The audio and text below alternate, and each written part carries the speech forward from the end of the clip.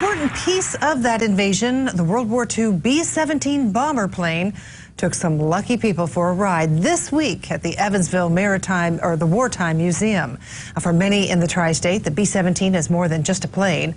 As Eyewitness News' Amanda Mueller explains, it's a chance to ride in the seats of the bombardiers who came before them.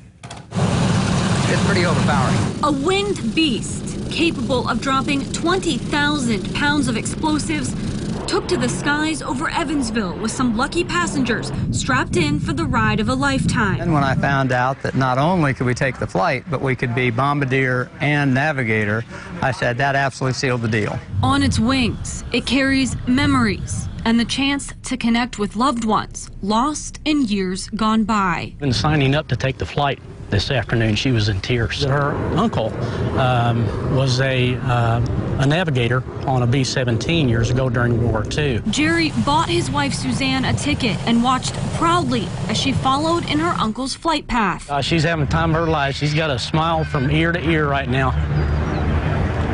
Katrinka Rinder also came to hear the roar of the engines that her great-uncle once heard as he flew over the Pacific. My family's told stories for years about him and his history and what he did. After he flew 23 missions, Captain Clyde Webb Jr. volunteered one last time and was shot down in his B-17.